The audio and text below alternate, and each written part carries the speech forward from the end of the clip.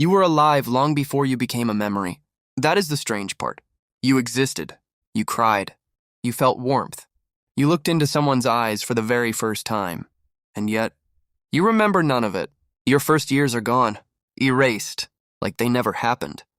But if those years shaped everything you are, then who exactly is the person living your life right now?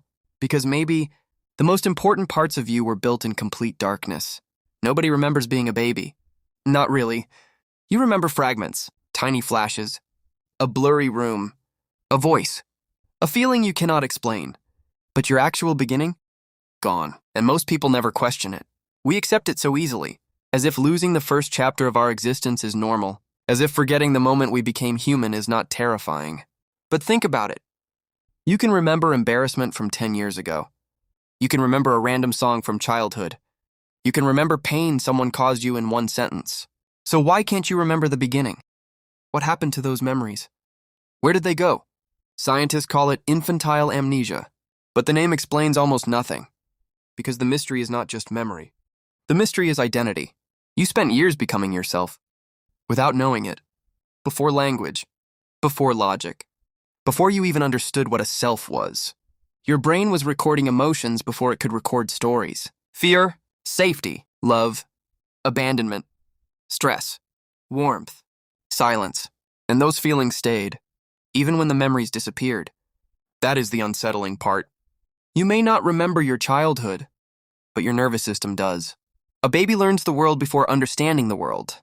That changes everything. Before you knew words like trust, you felt trust.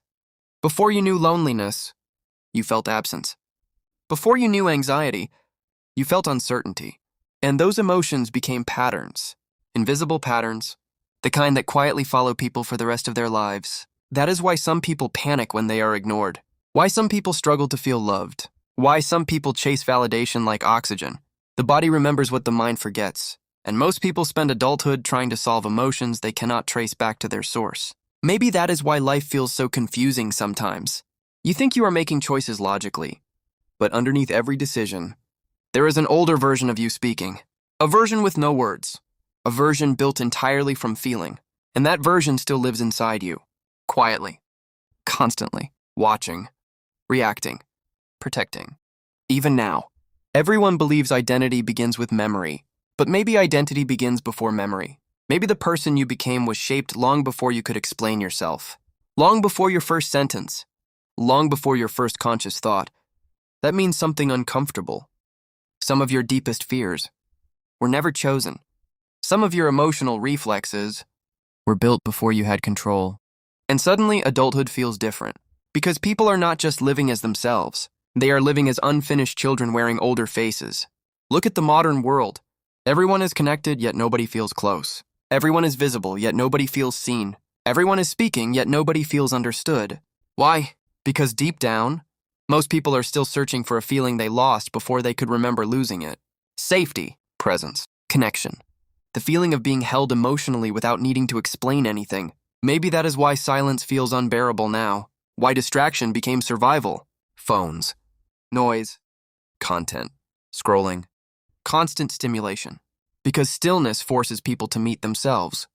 And meeting yourself can be terrifying. When your deepest emotional wounds have no clear memory attached to them. That is why some sadness feels impossible to explain. You say, I'm fine. And maybe logically you are. But emotionally, something still aches. Something older than language. Older than thought. A feeling with no face. No scene. No story. Just weight. And people carry that weight for years without understanding where it began. But here is where the story changes. Because forgetting may not be a flaw. It may be mercy. Imagine remembering everything. Every fear. Every confusion. Every moment of helplessness. The human mind was never built to carry total memory. So the brain does something incredible. It lets go of the details and keeps the emotional blueprint. Not the scene. Just the impact. Not the moment. Just the shape it leaves behind. And maybe that is why memory feels so strange. We think memories create emotions. But often, emotions create memories. You do not remember everything that happened. You remember what made you feel something, which means your life has always been shaped less by events and more by emotional meaning. That changes how you see people, The angry person, the distant person, the person terrified of love, the person desperate to be noticed. Maybe they are not irrational. Maybe they are responding to emotional ghosts they never got to understand. Ghosts from a time before memory, before identity, before explanation. And suddenly, human behavior becomes heartbreaking because everyone is reacting to invisible histories inside themselves. The strange thing is, you spend your childhood wanting to grow up. Then you spend adulthood trying to heal your childhood. You chase success, attention, love, purpose. But beneath all of it, most people are searching for emotional safety, not achievement, not status, not perfection, just safety. The feeling that it is finally okay to exist. And some people spend their entire lives searching for it in places that can never provide it. Money cannot hold you emotionally. Fame cannot calm abandonment. Validation cannot replace connection. And distraction cannot heal emptiness. That is why so many people arrive at their goals and still feel something missing. Because the problem was never external. It began somewhere much earlier. Somewhere deeper. Somewhere hidden beneath memory itself. Maybe growing up is not becoming someone new. Maybe it is becoming aware of the invisible version of yourself that has always been there. The silent emotional self. The child beneath the personality. The part of you that learned the world before understanding it. And maybe healing begins the moment you stop asking, "What is wrong with me?"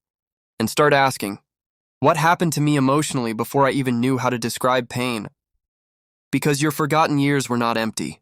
They were foundational. Every touch mattered. Every absence mattered. Every emotion mattered. Even if you cannot remember it now. Especially if you cannot remember it now. And maybe that is the deepest truth hidden inside all of this. You are not only shaped by the memories you carry, you are also shaped by the memories you lost. By invisible moments, invisible feelings, invisible beginnings. The first version of you disappeared long ago, but somehow, you have been carrying them your entire life. So the next time you feel something you cannot explain, a fear with no reason, a loneliness in a crowded room, a need for comfort that words cannot satisfy, remember this. Not everything buried inside you is meant to be remembered in detail. Some things survive as feeling, as instinct, as emotional echoes. And maybe understanding yourself is not about recovering every lost memory. Maybe it is about finally listening to the emotions that remained after the memories faded away.